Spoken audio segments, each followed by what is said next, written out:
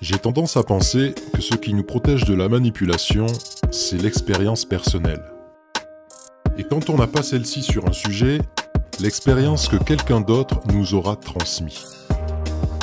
En d'autres termes, je pense profondément que ce qui protège notre intégrité mentale, au même titre qu'une bonne immunité nous protège d'une maladie, c'est le savoir. J'ai donc eu l'idée de sortir un format court qui aborderait un sujet sur un savoir qui n'est pas assez transmis à mon goût et qui, pourtant, permet de se prémunir de manipulation, faisant un petit pas de plus vers l'éveil. Ce savoir, cela va être souvent des faits historiques, mais pas seulement.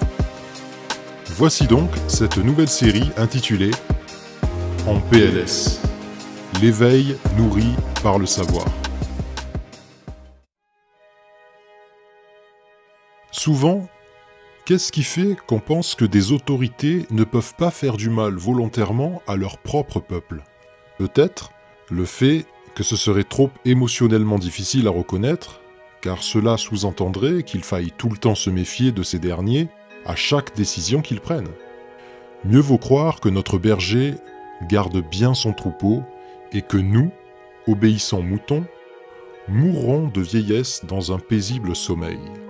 L'idée que notre berger nous dirige vers un abattoir est évidemment du complotisme. Cela supposerait que le berger ait réuni tout un troupeau, les nourrit, les protéger du méchant loup, pour au final l'égorger. Cela n'a pas de sens, n'est-ce pas?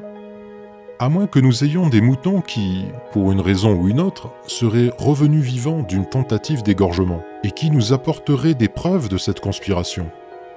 Les moutons, prenant au sérieux ces preuves, prendraient alors conscience que oui, un berger peut avoir des intentions belliqueuses.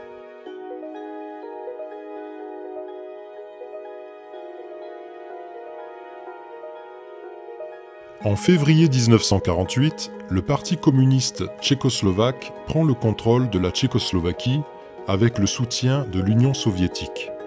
Ce fait est connu sous le nom de coup de Prague et a des répercussions outre-Atlantique puisque le 18 juin, le Conseil de sécurité américain adopte la résolution NSC 10-2 qui crée l'Office of Policy Coordination, OPC, qui sera le service action de la CIA.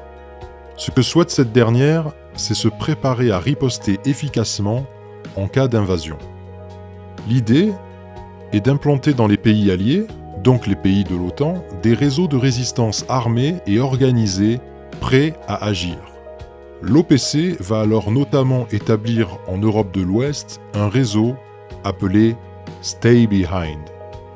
Il y avait donc des cellules dormantes clandestines, composées de personnes recrutées en majorité durant leur service militaire, prêts à agir pour empêcher une invasion soviétique. On pourrait juger l'intention plutôt bonne, puisqu'il s'agissait en premier lieu de protéger les pays. Mais l'enfer n'est-il pas pavé de bonnes intentions?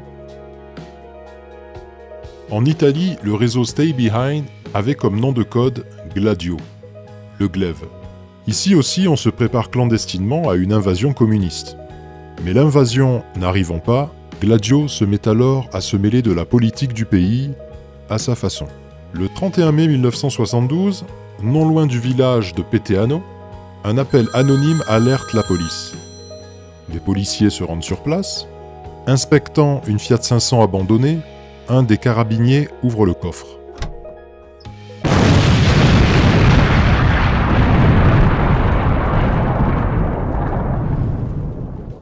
Un blessé grave et un mort.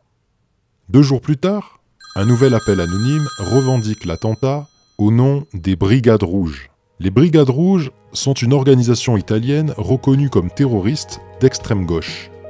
Le profil de cette organisation colle parfaitement avec l'attaque. Cette dernière a d'ailleurs commis des prises d'otages et des assassinats de hauts fonctionnaires d'État.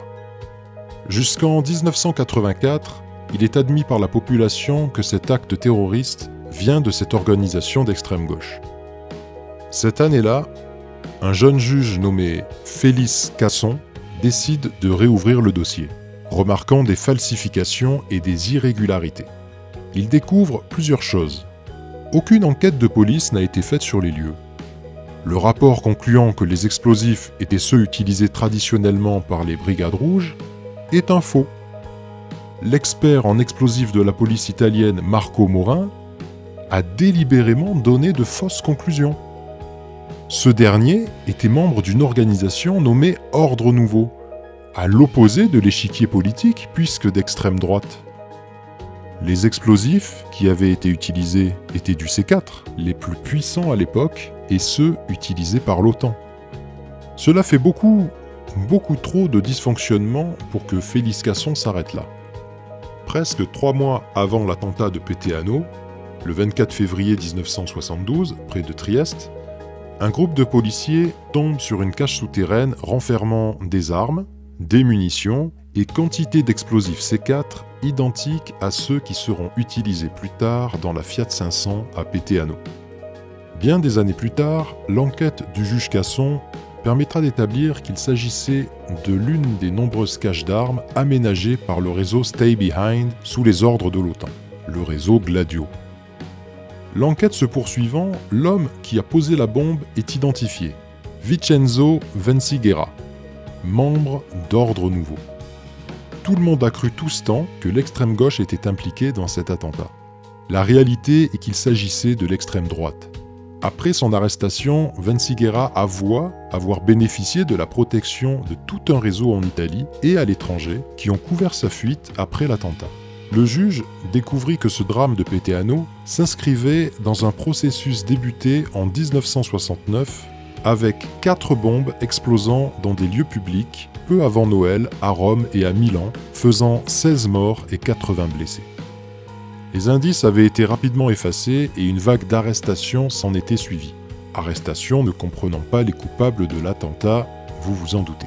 D'après le sénateur Giovanni Pellegrino, président de la commission d'enquête parlementaire sur Gladio et le terrorisme, entre le 1er janvier 1969 et le 31 décembre 1987, on a recensé 14 591 actes de violence aux motifs politiques.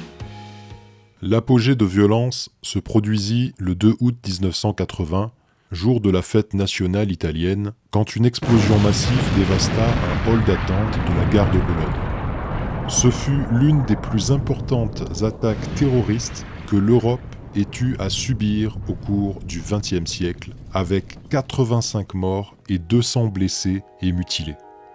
Le réseau Gladio, les services secrets militaires et des organisations fascistes avaient donc de concert organisé des attentats, frappant à l'aveugle, tuant des innocents pour accuser les communistes et retourner l'opinion publique apeurée, les poussant à demander plus de sécurité, se tournant vers son bourreau sans s'en douter une seconde. Je n'ai fait qu'effleurer le sujet. Pour ceux et celles qui souhaitent creuser davantage, je vous mets les liens sur lesquels je me suis appuyé, ainsi que quelques ouvrages importants. Le passé nous apprend beaucoup sur le présent. L'expérience, le savoir, permettent d'avoir des réflexes salvateurs. Avant de traiter quelqu'un de complotiste ou de conspirationniste, il serait judicieux de connaître certaines conspirations monstrueuses qui ont déjà été commises. Cela permettrait de comprendre dans un premier temps que l'idée du complot n'est pas farfelue comme on voudrait nous le faire croire, et dans un second temps d'analyser la situation dans son ensemble. Souvent, la tête dans le guidon, les évidences ne sautent aux yeux qu'après la bataille. Un médicament prescrit et utilisé depuis plus d'un demi-siècle, qui devient soudainement très toxique par exemple. L'histoire nous montre que les manipulations ont toujours un but, un objectif. Il n'est pas interdit de faire preuve d'intelligence et de bon sens. Le savoir nous redonne la vue, pourvu que l'on s'ouvre à lui. C'était le premier épisode dans PLS. L'éveil nourri par le savoir. Si mon initiative vous semble utile, n'hésitez pas à mettre un pouce, à partager au plus grand nombre et à commenter. À très bientôt je l'espère. Paix sur vous.